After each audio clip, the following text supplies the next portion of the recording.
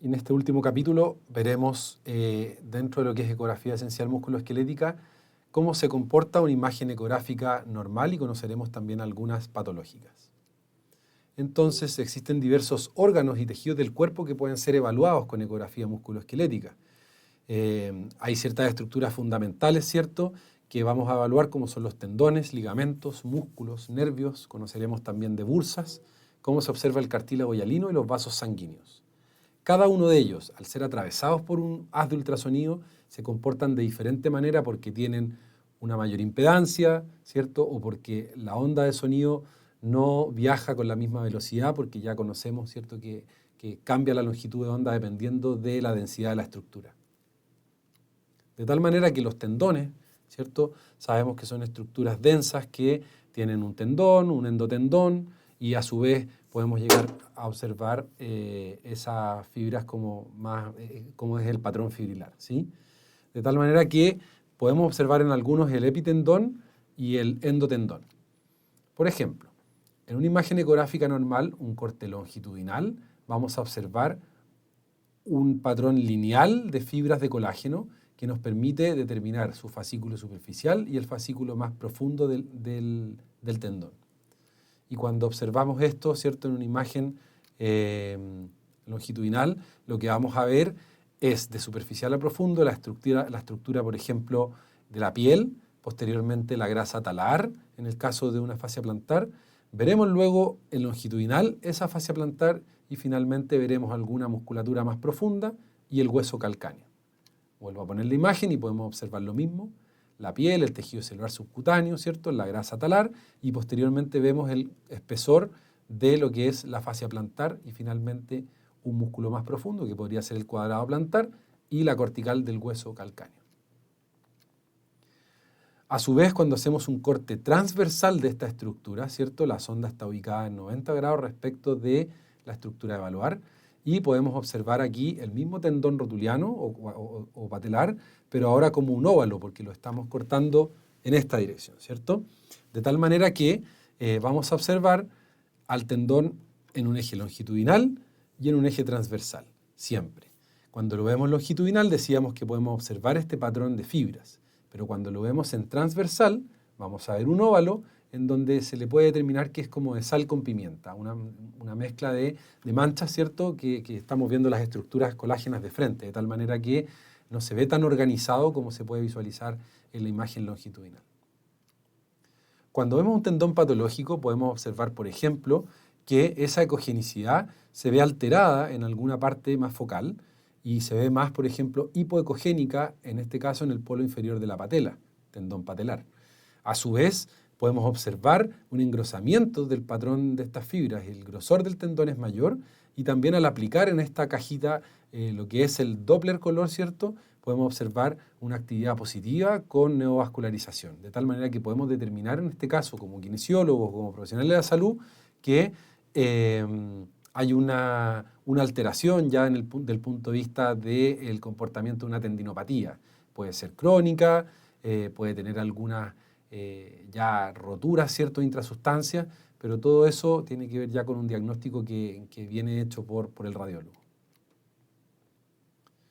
Otra estructura importante de valorar en ecografía musculoesquelética tiene que ver con los ligamentos. Los ligamentos son estructuras o bandas también bastante densas y fibrosas muchas veces, y siempre las vamos a observar de hueso a hueso, de tal manera que es muy importante cuando queremos visualizar un ligamento, primero tener como referencia las estructuras óseas, ¿sí?, para poder determinar desde dónde nace y hasta dónde termina esa estructura ligamentosa. Podemos observar acá un corte longitudinal de lo que sería el ligamento fíbulo-taral anterior, ¿cierto?, o peroneo astragalino anterior. A su vez, cuando observamos una imagen patológica, vamos a ver que, a diferencia de la imagen A, en la imagen B hay una pérdida de esa ecogenicidad. No podemos determinar claramente el patrón fibrilar que tiene ese ligamento como veíamos anteriormente, e incluso al aplicar, ¿cierto?, un Doppler color, podemos ver también que hay neovascularización. Esto podría entonces corresponder a un paciente que ha sufrido, por ejemplo, algún esguince de tobillo de una manera reciente o ya subaguda y que todavía tiene un proceso activo de reparación tisular. A su vez, el músculo, ¿cierto? Conocemos que tiene un epimicio y que a su vez tiene fascículos, y esos fascículos se componen por este perimicio, de tal manera que vamos a poder observar estas estructuras una vez que hagamos una valoración muscular.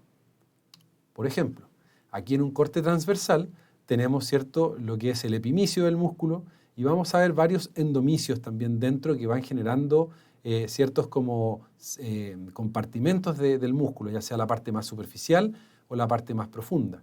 Esto aquí es la cortical de un hueso. Por ejemplo, podríamos pensar que esto es un músculo gastrocnemio, que al ser mirado en un corte transversal se ve como la noche estrellada, ¿sí? Algo muy oscuro en general, muy hipoecogénico, pero con bastantes manchas o puntos hiperecogénicos. Cuando esto lo observamos a nivel longitudinal, vamos a poder observar mucho mejor lo que es el patrón fibrilar que tiene los ACE o las fibras musculares. Incluso acá podemos observar los fascículos, podemos medir el largo o la longitud de un fascículo completo desde su epimicio superficial hacia su epimicio más profundo. Y esto se denomina patrón de pluma de ave cuando podemos observar músculos que son bipenados, ¿cierto? Esto corresponde, por ejemplo, a un gastrocnemio medial, y abajo de esta aponeurosis tenemos el músculo sóleo en un eje longitudinal. Cuando tenemos patología, el músculo en general se va a ver más hipoecogénico de lo normal, incluso anecogénico, como veíamos al principio de la clase. El hematoma muchas veces se va a ver mucho más hipoecogénico o anecogénico que lo que ya se ve el músculo, y se puede determinar con facilidad los bordes muchas veces de esta lesión cuando ya han pasado algunos días de la lesión. Hay una pérdida entonces del patrón fibrilar con ese hematoma, hay una desorganización de las fibras, y muchas veces al aplicar Doppler vamos a ver también neovascularización en estadios iniciales y subagudos de la lesión.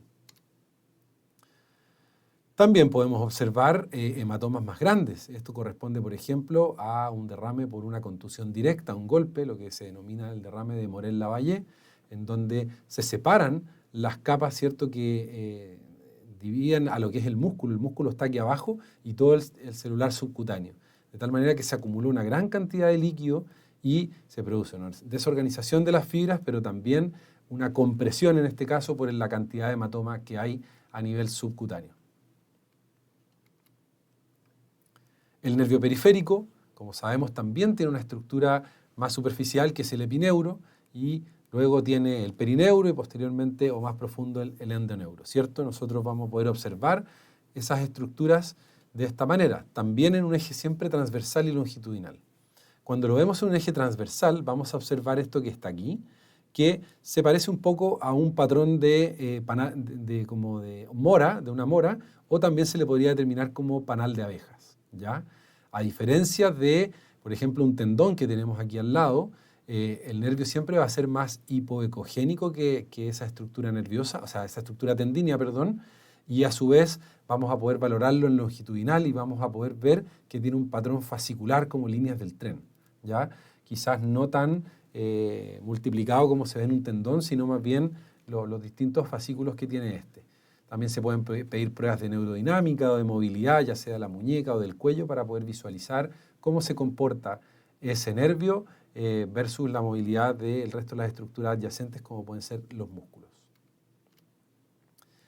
Es importante conocer también que dentro de la normalidad el cartílago hialino se ve anecogénico, ¿ok? Acá las ondas sonoras, ¿cierto?, no reflejan de la misma manera, se absorben en una gran cantidad y otras tantas se refractan y por lo tanto se dibuja una imagen bastante oscura. Eso es normal. No significa que aquí haya líquido ni tampoco que haya, por ejemplo, sangrado, ¿ok? Si conocemos la normalidad de un cartílago hialino, siempre vamos a visualizarlo de esta misma manera y no nos va a llamar la atención. Como pueden observar en esta otra imagen, y aprovecho también de mostrar las bursas, el cartílago hialino, en lo que es el troquíter o en la tuberosidad mayor del húmero, se puede observar también bastante anecogénico y no se corresponde con una lesión del tendón supraespinoso que está aquí arriba, ¿ok? Sin embargo, podemos observar que las bursas siempre son bastante delgadas y laminares y solo las vamos a poder visualizar en ecografía cuando éstas están inflamadas o con exceso de líquido. De tal manera que la bursa, en este caso subacromial subdeltoidea, está bajo el deltoide, ¿cierto?, y sobre el supraespinoso, sobre el tendón del supraespinoso, se va a visualizar más engrosada cuando realmente hay una bursitis que tenemos que luego evaluar si es que esto clínicamente es relevante o no con los test ortopédicos clínicos que podemos realizar en nuestros pacientes. Por último, es importante conocer que el hueso es una estructura bastante densa y por lo tanto los haces de sonido van a reflejarse rápidamente hacia la lente acústica de tal manera que se dibuja una imagen bastante hiperecogénica. Todas las corticales óseas las vamos a ver más blancas, más hiperecogénicas que el resto de las estructuras, ¿sí? Y aquí tenemos una articulación acromioclavicular, en donde tenemos muy claro el segmento más anterior y lateral del acromion y por otra parte el segmento más lateral, ¿cierto?, de la clavícula. El espacio que aquí está entre medio no es una fractura, no es una pérdida de continuidad de la cortical ósea, sino que es la propia articulación acromioclavicular. Y los vasos sanguíneos que se pueden observar también en un eje transversal y longitudinal. Aquí, al aplicar modo Doppler, vamos a poder observar muchas veces, como pueden ver aquí, en transversal, el lumen de una arteria y su vena adyacente. Y cuando lo hacemos en un eje longitudinal, cambiamos la dirección de la sonda, vamos a poder ver muchas veces el recorrido completo de ese flujo sanguíneo. Esto nos permite, más que nada, poder visualizar estructuras que quizás para nosotros no podamos definir si son normales o no, porque corresponden a una especialidad de la medicina, como son los vasculares periféricos. Pero sí conocer que la normalidad es que haya un latido pulsátil y que la vena debe ser compresible. Esto lo vamos a poder ver de manera práctica en clases.